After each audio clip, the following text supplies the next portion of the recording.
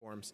The second panel that's coming together here on the stage right now is going to be talking about constructive disruption in diplomacy. And we've brought together a bunch of people who have a lot to say. You can see they're already starting it as they can't even contain themselves. I'm going to ask our panel to be seated quickly so we can move things along at a brisk pace. The panel is going to be led by Kraus. Evan is here alone on stage with Daniella Foster. What the two of them alone could lead and guide us. Kerr of Frequency 540 will be joining us.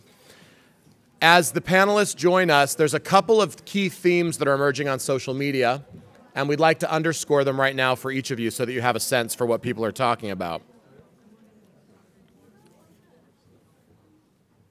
Some of the key themes that are coming out from this morning that we want to make sure we throw out there to you to see if you agree or disagree or how we can build on them are the following. We've heard this morning a key theme, which is we're not talking about platforms, we're talking about people, and that diplomats at the end of the day have relationships as part of their key business. That's a theme that I'm happy to see coming up more and more throughout the day. A second theme that we've seen emerge from the panel discussions today, and something that has been echoed as part of the live tweeting and as part of the live streaming, is that diplomats need the ability to experiment.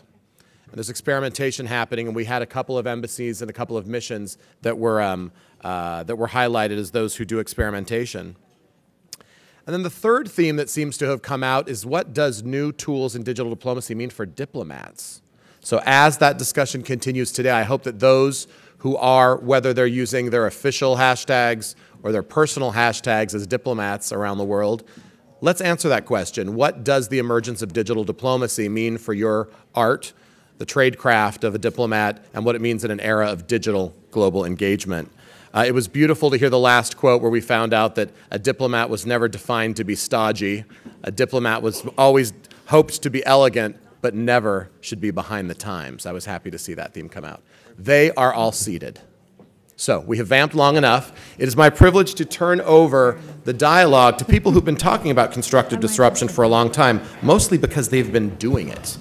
And Kraus of APCO Worldwide personifies this dialogue as he tweeted to us just a few moments ago as part of the dialogue that criticism on social media he called an engagement invitation. So social media and its emergence, whether we're talking about crowdfunding, Daniella, whether Sarah's going to talk to us about what this means for journalism, whether our friends from the Italian embassy are going to tell us what this means about people-to-people relations, or what it means for social innovation. Evan is going to lead us in this conversation about disruption, not for the sake of being disruptive, but of building something. Evan, over to you. Thank you very much. Thanks to everyone for coming. Hopefully you can take seats, but also get your full nourishment. Because if we're doing a panel about disruption, we're going to take some risks. We're going to hopefully be constructive with our disruption, but we're not going to be boring because disruption never is. And so we're going to try to keep this fast moving. We're not going to do this in the traditional way where we talk for a while and then we invite you to have questions. This time is yours. And it's time for you on the live stream as well. So I want the questions to come in fast and furiously so that we're getting everything answered. We have an incredible panel of amazing disruptors here today. And I'm just going to kickstart the conversation by reminding us of 3 reasons why it's important that we're here right now today. Okay? First of all, if you look at the live stream, and I just got latest data, here's who's watching. People from the countries of Nigeria, Albania, Turkey, Australia, and the UK, and then Madison, Wisconsin. That's literally the list. So that should give you some sense of our global community. And if you've ever been to Madison, it might be the foreign of all of those places. Number 2, 20 years ago today, does everyone know what happened? Richard Nixon died. And the reason why that's consequential for this panel and this day is because obviously Watergate and Nixon ushered in a brand new era of transparency and higher expectations and distrust of government and other institutions that exist today, and is at the root of what we're talking about. And then finally, everyone know what else is today? It's Earth Day, right? Earth Day is probably one of the most widely participated grassroots content creation experiences that exists on the web. And so we have all of these items coming together around global connectivity, around transparency, around creativeness, and content sharing that all bring us today. So here's where we're going to start. We are in an elevator. You have 4 floors. Tell the audience why they should pay attention to you. Jerry, you could start. Sure. We work more with the corporate sector, and we actually think that when you think about diplomacy and social impact and social change, we've largely only engaged 2 of the 3 sectors. And we've engaged the 2 of the 3 sectors that actually don't know how to scale. So government can't scale on its own, the non-for-profit sector can't scale on its own, the corporate sector, by definition, has had to figure out how to scale change, how to scale impact. And so in order to actually creatively disrupt diplomacy and social change, you've got to engage the corporate sector in a meaningful and sustainable way. I'm still on the elevator. Yeah. Oh, is my mic on? Great. We're starting over. We're down at the floor. We're going down the floor. I think because I truly believe that in 2014, the crowd will roll. And I do have a post out there on that. And I think through the course of our time here, I'll tell you 3 things that I think are going to not only completely disrupt diplomacy, but that are really going to change the way that we do business. And our partnerships in technology with tech companies are where we're seeing some of the most creative, innovative, and outside-the-box disruption. I'm here because I use social media as a journalist to both news gather and to spread underreported news stories. And I was just recently awarded Best Journalist in Social Media. So I get stories from people just tweeting me from all over the world. I think I'm here because I think a lot about disruption in diplomacy. As a diplomat, it's like difficult to call yourself disruptive, but if you go to the root of disruption and innovation, it's all about ideas, and ideas are all around you. So I think the best job that a diplomat could do is just to listen to those ideas and have those ideas just go viral, and that's what technology is helping us to do. I also think he's here because he's got disruptive blue shoes. He does. It's not just it's the shoes and the socks together. It's all It's tucks. It's totally not fair. awesome. You can only get away with that if you're from Italy. It's totally true. It's totally true. That's true. Okay, so so here's a question for everybody. I think, how can government get involved in disruption, for those who are involved in governments, and even corporations get involved in disruption, large ones, if they're the establishment? If disruption is about taking on the establishment, how do establishment entities work disruption into what they do? So probably nothing is more establishment than the United States government, so why don't we start there? Yeah, absolutely. And we'll move to Italy, and then we'll move around. Well, I think there are actually 3 ways to do this and to do it well. And the first, and I always say this, we had a great dinner last night with some of my colleagues here on the panel, and it was really fascinating. And we were all talking about how do you do this, very off-the-record pieces. And I think it really starts with one thing, and this is what I like to call, this is tweetable, folks, start small but think big. And in government, to get anything done, I don't care how global it goes, I don't care how big the policy is, even if it comes from the White House, you have to start with a pilot. You have to test it out, you have to develop your proof of concept and scale it from there. And I can tell you anything great that has happened, particularly anything that's innovative or disruptive, has started that way. The second thing you have to do, and I'm noticing this more and more, particularly if you really want to go outside the box, is you have to consider uncommon alliances. So people that you haven't traditionally worked with. I can tell you on the partnership side, if you would have said to me 5 years ago, hey, are you going to be working with a small foreign startup company? I would have said, that's really kind of not in our mandate, but we are, and it's interesting, and we're doing some really cool things via mobile and reaching over 4 million people by thinking outside the box in terms of who we partner with. And the third thing I would say, and this might seem counter to innovation, but it's not, don't reinvent the wheel, but spin it in your direction. So I think that there's a tendency when you think about innovation and disruption to think, oh, you're completely reinventing the wheel. Typically the best innovations and disruptions are where you're taking something that's been done, a wheel that's already been created, a model that's there, and really improving upon it or doing something outside the box. Also true in Italy?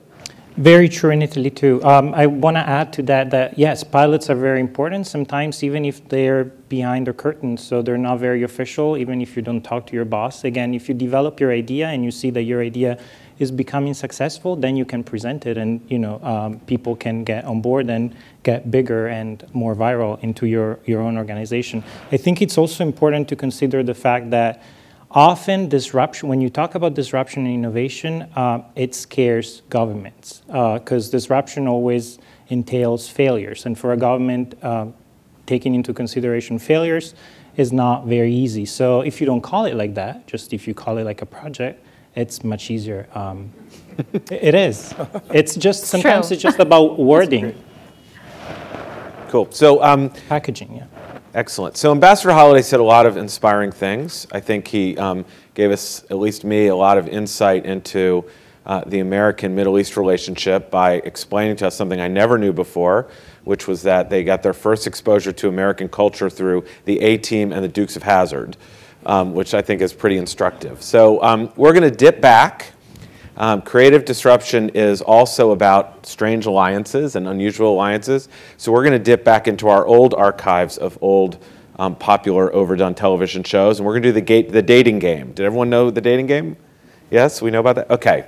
So in the dating game, for those who don't know, you had bachelors or bachelorette sits behind a wall, and they would have to prove to the bachelor that they should be the one that has a date. So we're really excited to have people from the corporate sector, from the media, and from government all sitting here. So we're going to let them make their best dating game pitch for why they should be a part of disruptive technology alliances. So let's start here. Sure. Corporate America. Sure, absolutely. I mean, I think, I guess the way I would respond to that question, why should corporate America be involved in, or even just corporations in general be involved in disruptive innovation? I mean, I think corporations exist because of disruptive innovation. At the end of the day, a corporation got to where it is because it created something that was necessary, something that was deeply human. So I think one of the things that we've come to misunderstand, and in fact, I think a real problem in the discourse today is the dehumanization of corporations. These are not entities that are made up of evil people necessarily. These are actually very often entities that are made up of very human people. And very often they started with somebody who had a really good idea about how to make the world a better place. And then they scaled that idea, and then very often woke up and realized, wait a second, the effect of this idea on the world wasn't all good, and so now we have to fix it. Now we need to kind of think about responsibility. Our point of view is that innovation and responsibility belong at the top of the value creation chain. So thinking about focusing small, scaling big, which is how we talk about it, and then thinking about partnerships, we would say that friendship is essential to diplomacy, right? At the end of the day, what is diplomacy? It's a conversation between a person and a person. It's a conversation between an organization and an organization. It's a conversation between a government and a government. It's fixing something that's broken. And at the end, and I think that what we have to remember about corporations is that corporations very often sit at the very center of those conversations. They're often the ones who are representing the jobs and the economic sort of implications. And so I think to try to separate diplomacy or social good from one of the primary sectors, in my opinion, it's dead-on delivery, right? You have to engage all three sectors, and the corporate sector in particular, I think, brings in a really important perspective when it comes to scale. So creativity, I heard creativity and ideas, and I heard scale, right? Sure. So that's the value proposition, Sure. Government. So I'm actually going to pick up on the scale piece because I think what's really interesting, I spent a lot of my time working with the private sector, Fortune 500 companies, entrepreneurs, NGOs, and one of the major reasons that they want to collaborate is because there's a recognition that you might have a great pilot, which is a good model, but why is that interesting? Because ultimately you want to scale it. And there's a recognition that if you want to scale something globally, and really push something out, the government is a great way to do that. Also, if you're dealing with policy challenges, I think one of the issues we're seeing too is that the problems that we're all dealing with today, a lot of the global challenges, are not challenges that can be solved by any one sector on their own. It's really all by us working together. So civil society, government, NGOs, private sectors. So that's kind of just a change in the way that we do business, and it's become a reality of our day-to-day life for public diplomacy. And then I think the other interesting thing is we really are starting to get outside the box in terms of what we do and who we partner with. I think at the end of the day, social media is just an evolution of communication tools. We had the fax, we had the telephone, now it's Twitter.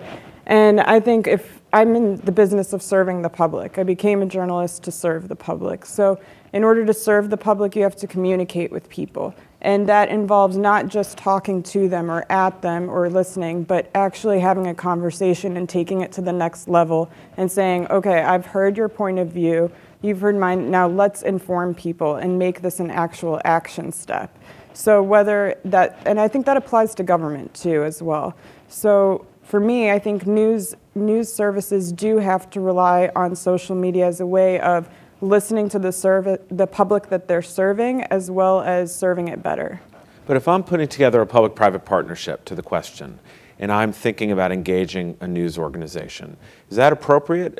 Should the news be involved in opinion, analysis, interpretation, reporting, or should a news organization play a much more active and proactive role in the development of these partnerships that drive policy forward?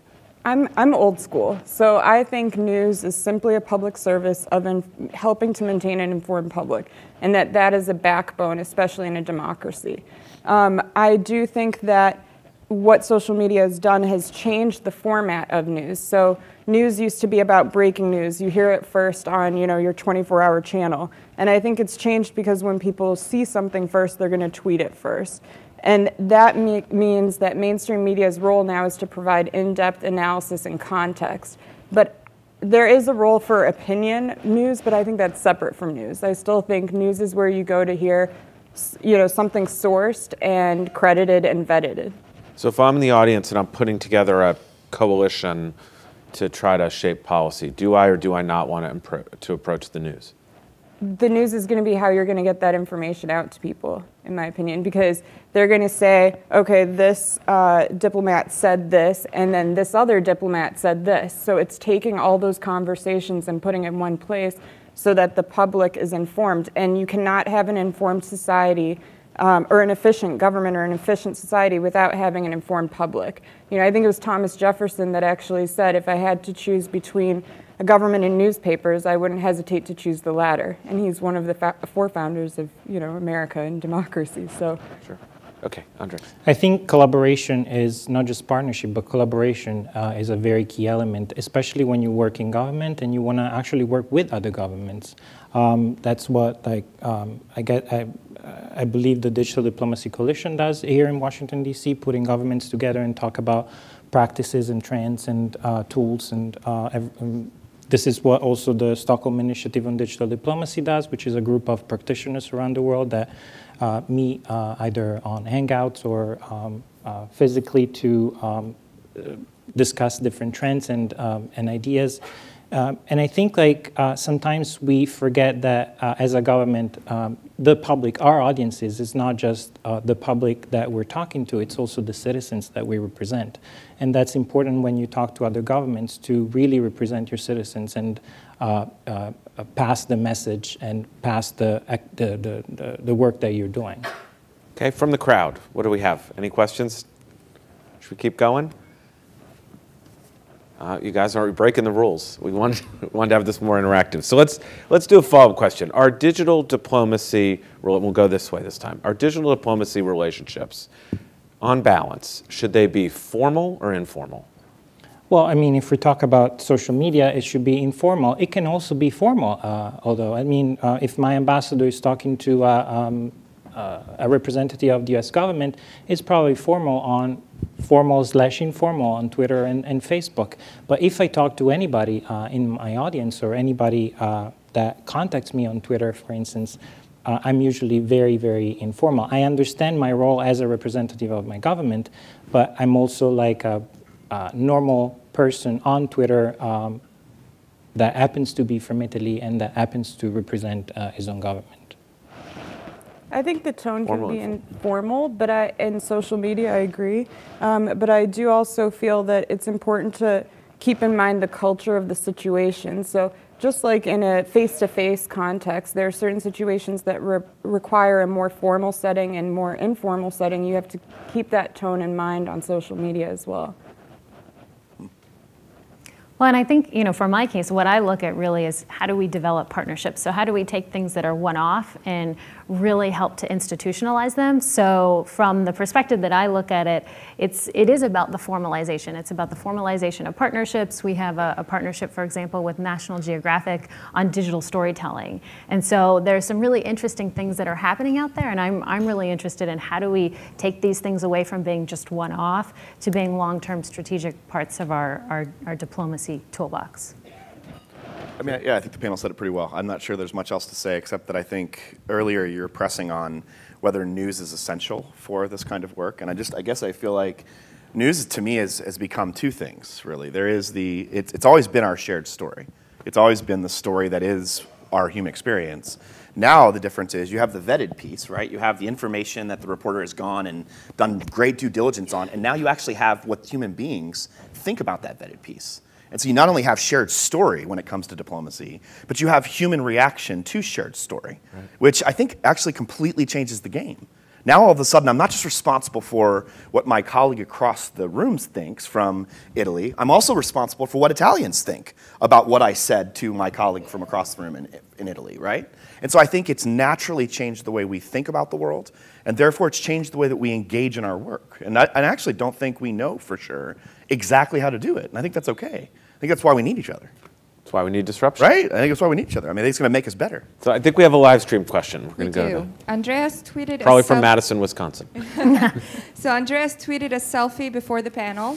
And how do selfies and the unselfie movement play a role in digital diplomacy? Were his shoes in the selfie? That's the only reason why he did it. I was just curious. Everybody, that's how I...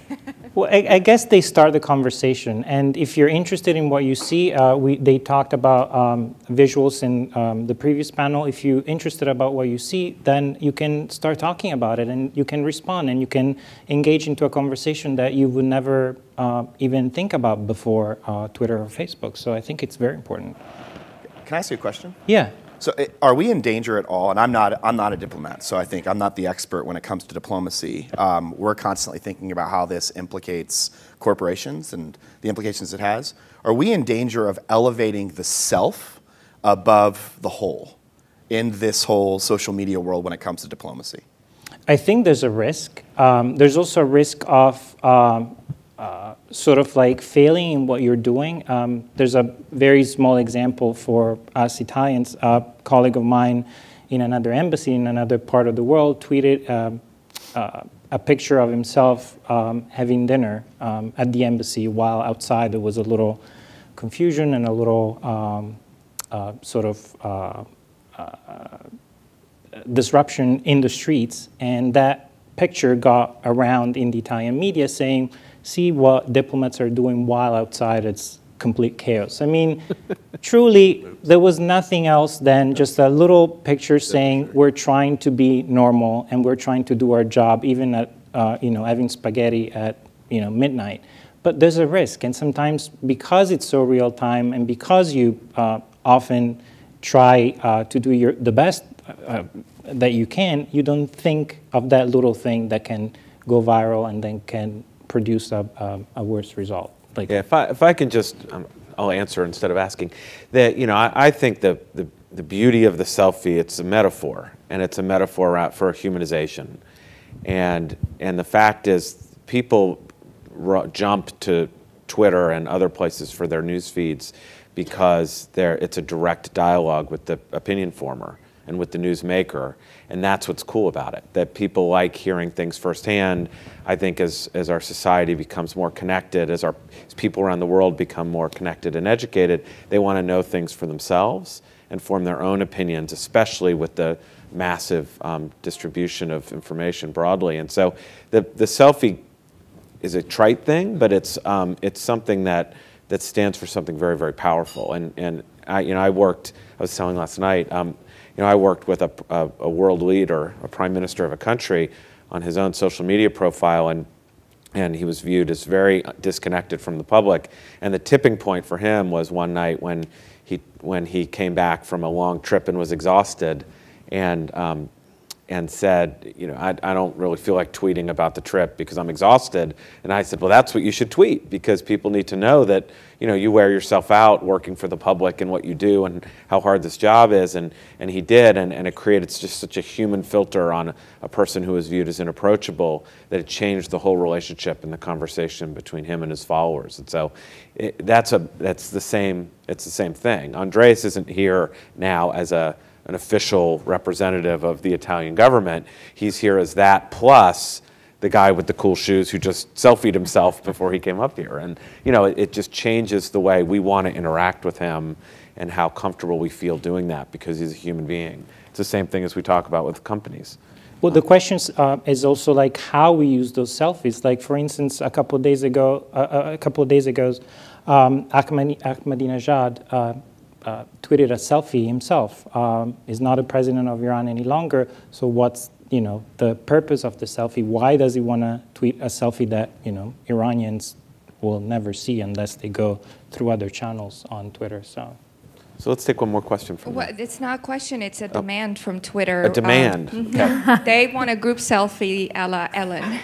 So maybe later We'll have to do this. Maybe we'll do this in the end. I do have another question. A selfie demand. That's a new one for me. Only if Especially of everyone me. retweets it. That's the deal. And we all retweet it, and we'll see. I want someone to tell my 12-year-old daughter that someone demanded a selfie of me to be put on the internet. I should have rephrased important to that. me. That could easily get me in trouble now. They didn't demand.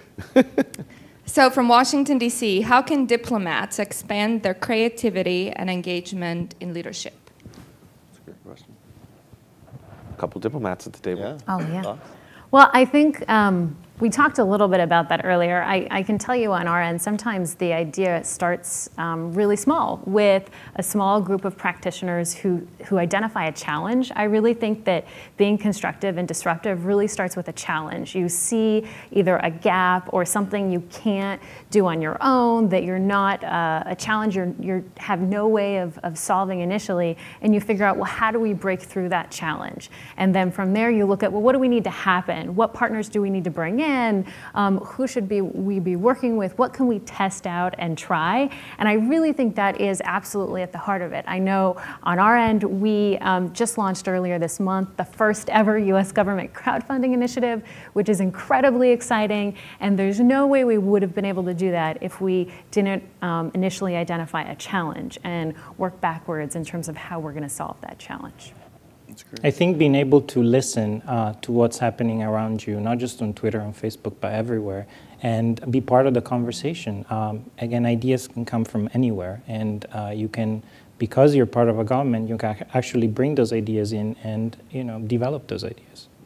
So at APCO, we do work around the world in probably about 40 or 50 countries, and we just came out of the field with some research. So I'm going to ask you guys a question based on a fact that we learned. 61% of people, and this is probably a 4,000 or 5,000 person sample size in about a dozen countries.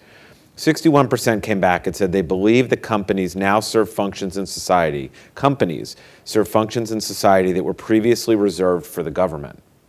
And then we looked at influencers, a group we called stake brokers, and 78% of the influencers, of the higher influential people, believe that companies should serve these functions in society. So what's your reaction and experience? Yeah, I agree. I mean, I think that at the end of the day, society very often is summed up with, sort of local economies, right? And it's not that the economy, meaning financials, are the be-all, end-all, but at the heart and soul of society is this exchange of goods and services, this exchange of what I bring to the table as a human being, what you bring to the table as a human being, the relationships we have around that, and the global scale of companies. And I think this is actually an interesting, I would love to have you guys react to this, because I think there's a difference between reach and scale.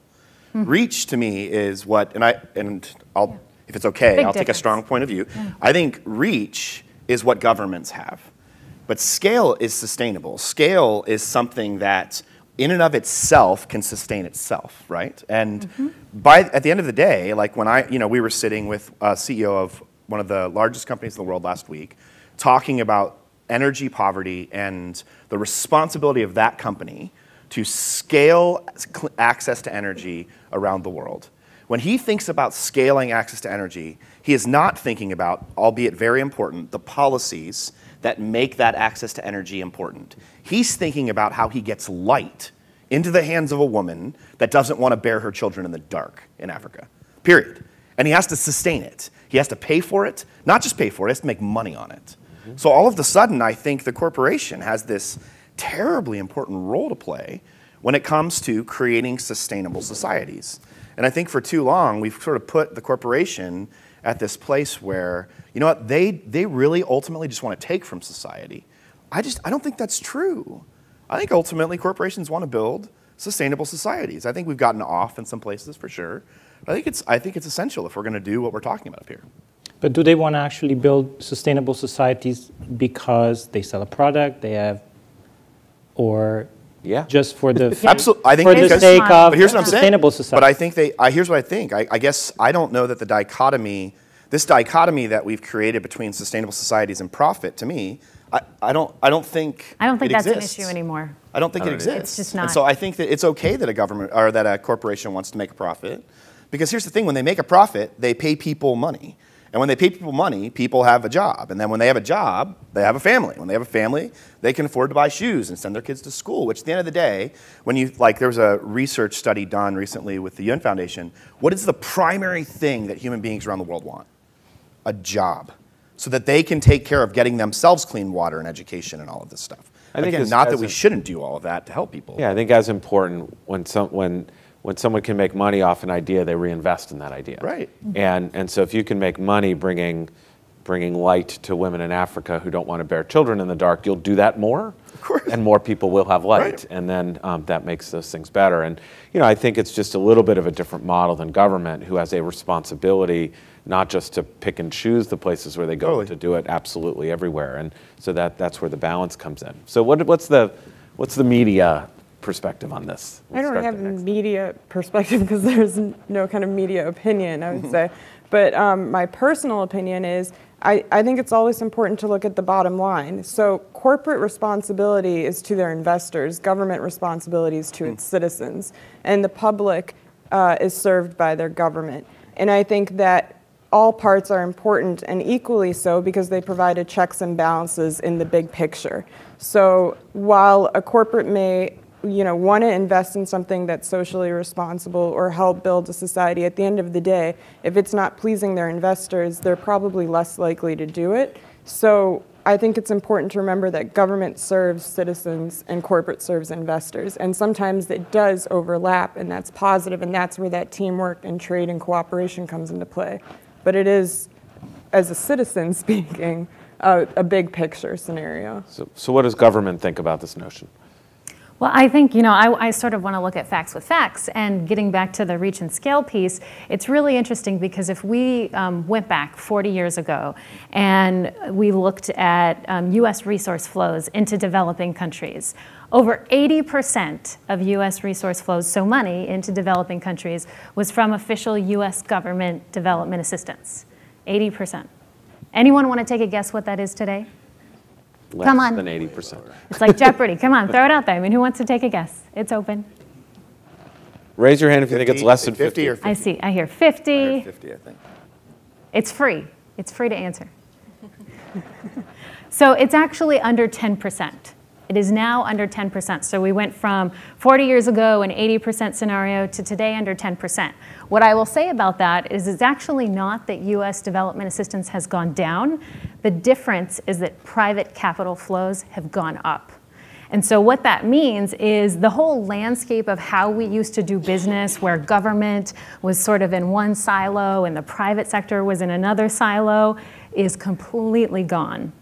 Now, while there might not be every single area of overlap, there are many. And some of those do get into the scale and reach piece, because there's a lot that we do that is on the ground, that is thinking about economic growth and job creation, and how we work with governments, not just from policies, but practical ways, and how we work with companies to make sure that workforces are trained. So there's a lot happening. So I think sort of gone are the days where anyone can go it alone. Sure. And the reality and the capital flows and just the global economy that we live in has really changed the scope of the way that we do business. And this is just the beginning of that. It's just a fact. It's just the way that things are going now. We're very often finding that governments and non-for-profits create markets, actually. So in a place where a lot of corporations couldn't actually get on the ground in a sustainable way and actually create the ecosystem or enabling environment, to use the UN's words, for an actual sustainable offering, that government actually can go create the context.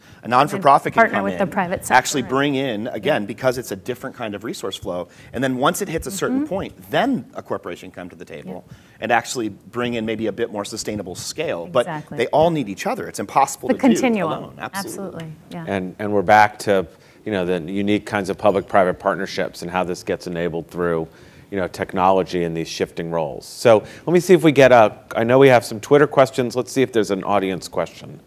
You guys get first shot in the back. If you could stand up and tell us where you're from. Uh-huh. What about the responsibility of the media to get to the stories right? For example, I work for the New Zealand Embassy. I can't tell you how many times I've worked with the journalists, given them the correct information, yet the story is still published because it's a country way down at the bottom of the world. So I guess the question is, sometimes the media is the last to know the story. You know, I can read my news feed, I can read my Twitter, I can find the story out now. 2 days later, mainstream media tells the story, and it's sometimes wrong.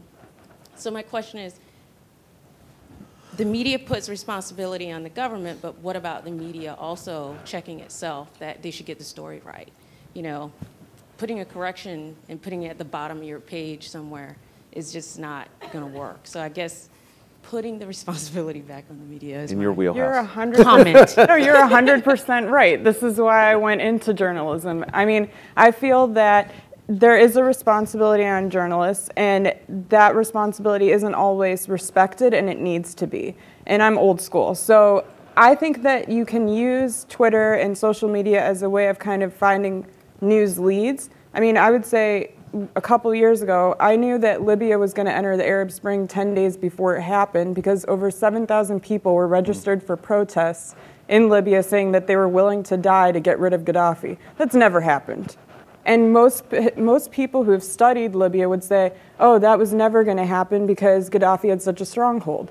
But what did I do? I looked at that on social media, saw 7,000 young people, checked, do they really live in Libya? Because they could live in other places, and said, I bet my money, I bet my life that that's going to happen, and I would have deployed someone ahead of time. Now, on the flip side, when something happens like we saw with Boston Marathon and things like that, I think it's important for media to say it's not about who has it first anymore. It's about vetting it, checking it, and especially in a breaking news situation to say, okay, everyone's going to go to Twitter to see what everybody's saying first, but when they want to know what's actually happening, what's sourced and what's vetted, they turn on their television news. And you know, at one of the media places I worked at, there was an idea that it's not about getting it first, it's about getting it right the first time. And I think that's important. And you know, I'm sorry that that happens, that you kind of go a couple days later and the story isn't even right in the first place. That's really frustrating, and I agree with you 100%. But I'm hoping, I've met several colleagues that have the same ideology that I do on, you know, serving the public and doing that with a responsibility. And I think we can bring it back. I think it's a matter of just bringing that hard, real news back to especially American TV. And pay attention, she's the reigning social media journalist of the year because she uncovered stories that no one else would tell. So this makes some sense. So we have a Twitter question, I think. We have 60. 60 Twitter questions. So I took the liberty. Any Twitter demands for more photos of me, possibly? I really take that one back because I'm worried now. Going back to corporations, Twitter question and a follow-up Twitter questions. Are corporations, through public-private partnerships, replacing governments in the public sector? And the follow-up, how can we connect citizens? I'm sorry, that was not the follow-up. What is the difference between corporate branding and embassy branding in digital diplomacy, so government branding, and then are corporations through public-private partnerships replacing governments in the public sector? I'm going to tee her up because I think she can answer this thing better. But no way, it's not possible, and I don't think it should be possible. I think corporations, and again, corporations are entrepreneurs, right? Like, so I don't want to. I want to be careful not to like take the entire for-profit sector and sum it up with large corporations. It's also small startups, right? So the for-profit sector is one of the key 3 sectors in our society, but absolutely depends on partnerships with the government. So that'd be our point of view. Yeah, I would say that, while there's continuous overlap and collaboration, and there may even be areas where there could be shared values or shared interests, there are definitely still very different missions. And I think this does get at the heart of, companies they have a business model. That's okay. That's why we like them. That's why they can be sustainable. They create jobs, economic growth. We like those pieces of it. But there are definitely issue areas that are that serve the public good that they don't touch, and that's not their business model, and that's okay. And I think that's where government is incredibly critical, especially when you look at the most marginalized of populations and communities that might not have a business model, but that government would go through to work with and develop programs and partnerships around. We have to all remember that government's job is to serve the population at large, and the private sector picks its population to focus on. Well, there's a difference. And the other thing I think that happens, at least we're watching this happen as we build our business. So we started out as 7 people a year and a half ago. Now we're 70 or something like this. And part of the reason why is because all of a sudden we've understood that corporations actually need help at the top end of the value creation chain.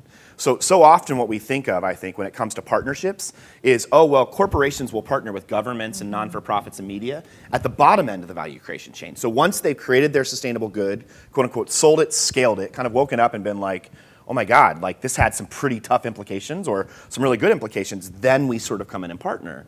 But now I think what we're seeing is, now what we're seeing is... I call it design partnerships. Agreed. You come with the challenge, very front end. Risk reward, figure it out together, and implement. I think that is changing a lot. Right, and then it works out to the public square too with some of the entrepreneurs, where you see crowdsourcing, crowdfunding, some crowdsourced innovation, these kinds of things. There's actually a very good example in Italy. A couple of years ago, maybe 4 years ago, the government, private sector, startups, entrepreneurs, and nonprofit came all together, and they all worked on an idea that developed into the Digital Economy Forum in Italy.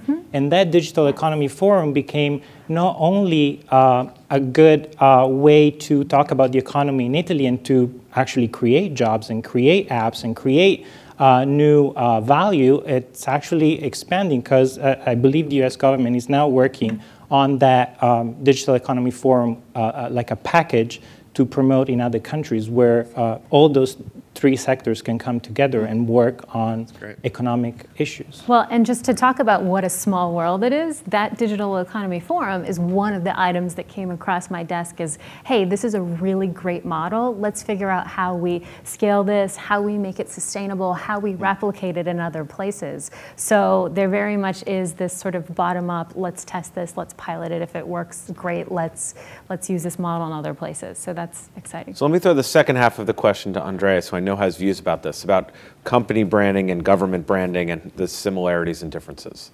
Well, the part of the question was about embassy branding. An embassy represents a government, so it's about branding your own country. And at times it's to talk about things that your country is not known for. For Italy, we're known for fashion, we're known for pasta, we're known for food and tourism, but Italy is so much more. And we use social media, we use the conversation that is going on social media to sort of talk about things that it's very little known about. Like, for instance, truly when you see a good pair of shoes that are made in Italy and, Italian design, behind those shoes, there's a pipeline, there's a sort of like traditional process that goes behind them. And that's what we try to talk about. Behind the beautiful Ferraris that you see sometimes around, there's technology, there's innovation in in producing those cars. So for us,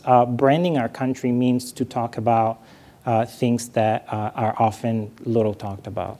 And what's interesting about that, and I do a lot of work in corporate branding as well, and a lot of those same thought processes are what companies are trying to do to build their own brands. It's telling those stories that go behind the common impression. and humanizing the company and what makes it what it is, and the people behind it. We've done a lot of research that shows, the employee voice is the most influential, the most believable, the most authentic voice for that very reason, because it's the people behind the companies that make the company go, and that's what the brand is about. And it's interesting because the analogy, we talked about this last night, between embassy brands versus individuals and countries, is a very close analogy to product brands versus sort of the employees of the company and the corporate brand. So what you see is a diminishment of silos in terms of communications, whether it's different embassies saying different things to their local countries that they serve, whether it's different business units or product brand owners saying things to different constituencies they serve, and a rise of the government voice as an integrated voice and of the corporate voice because of transparency and because of the global connectivity of all of these things, which is interesting. I will say, I think you guys are honestly admirable. I think the work you're doing in regards to states and governments, I actually think it's far more complex to brand from a diplomatic perspective than it is from a corporate perspective. You have far more control, honestly, in a corporate environment, it feels like, because you are able to pick you're picking your customer base, you're picking your product. And I actually think it goes to the work that you guys are doing, and even this conversation for all of you. I mean, the fact that you're endeavoring to figure this out, honestly, it's noble, it's important, and it's aspirational to us from the corporate side. We're learning from you all. We're watching you guys do it and saying, wow, that was a really complex thing to navigate as an ambassador or from state. And I don't know how they figured it out, but we want to learn from you. So again, I think it goes to the point of partnerships. Corporate sector has a lot to learn from you all in how you navigate very complex, deeply human, personal issues. And I think just to harken back to something that, again, Ambassador Holliday said in his opening remarks, and then we have 58 more Twitter questions to get to, which we won't get to all of them. But he talked a lot about shared value, and it's about there's an alignment piece of this where whoever you're speaking for, you can't just say what you want to say and that's it. That there has to be some context, there has to be some targeting, often through data and through technology, and there has to be an understanding of what matters to the audience you're speaking to. And so finding those topics, finding those, I call them passion points, between your publics, your audience, and what you want to say is critical, because that's how you command attention in a world where there's so much out there that it's hard to even break through. So another question. This is from the live stream from Fernando in Mexico City. Any thoughts on digital diplomacy as disruptive propaganda? Zunzuneo style. This is the Cuban Twitter. Yeah. Is it valid? Is it legal? We talked about this a lot last night, actually, the misuse of these things to try to drive propaganda. Who wants to take this one? I just think that's where the responsibility of the media comes in, to say whether it's propaganda or not and provide context and analysis and kind of vet these things for the public. So I think the responsibility falls on the media, and then at a point in time when it's become so well known that it doesn't even matter whether it's true or not, then it's up to kind of governments, and we talked about this last night, whether governments to respond or not. And some diplomats are saying it's a case-by-case basis. Yeah, I think we're seeing it playing out right before our very eyes in Ukraine, where there's a grassroots social media infused uprising against the Ukrainian government and against the Russians, and it's hard to say which is real and which is fabricated. And so you sit here half a world away, not on the ground, trying to make sense of what's really happening, and it's tricky. And a lot of these governments, especially well-resourced ones, the Russians would be a category of that, they're very, very good at masking sort of what they're doing and all of this. And so it's a complicated environment to have to sort out, what's real and what's not. And it's hard enough for me or others as citizens. I don't envy the folks in the State Department having to do the analysis and try to figure out what's really happening. But it's a great question. It's a great question. Thank you for asking it. Okay, so any more questions from the room? Okay, we have, no? Yes? No? One more. Hi, Hi, Maddie Smith from the Brookings Institution. Thank you to the panel. So Daniella touched on this earlier, that today's global challenges require all sectors to work together. And I was just curious, what role, if any, does social media play in unifying these sectors and bringing together different industries for common good? Danielle? Huge. Yeah, I think it plays a huge role because what we're finding too, I mean, I talked about uncommon alliances. A big part of this is that sometimes partnerships are not just, they're not bilateral. It's many different groups coming together to say, hey, we're forming an alliance again to solve a problem. We developed an English Education Alliance to respond to the global demand from foreign governments for more English language teaching and learning because they see it as key to economic growth and development. So this is just one example, but in order for people to understand how they can get involved, how they can plug in, how you can crowdsource for solutions, how you can think creatively and outside the box, I think social media plays a huge role in really helping to unify and give some shape to some of these alliances. That's a great answer. So let's close. We have 1 minute left. So we're going to do the Twitter portion of the roundtable. We're going to do tweets.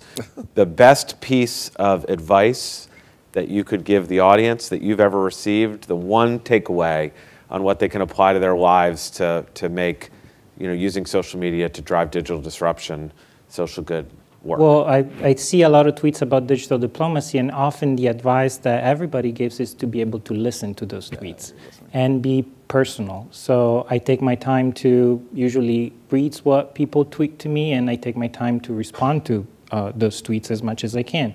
So I think listening and responding and being engaging is very key, very important. Most of that got cut off, so listening and engaging, I'll keep that within the Twitter frame. So next.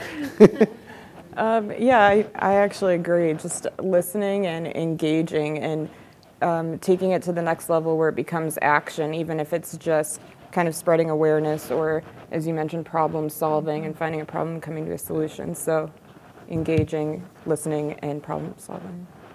I would say across the board, I actually think that creativity is always going to outweigh resources, and that might be kind of controversial, but if you think creatively about your message, the story that you want to tell, if it's authentic, I think it's always going to resonate with people, and that's key. And so it's really creativity and then adaptation, adapting to the changing environments, the new technology, the things that are coming in.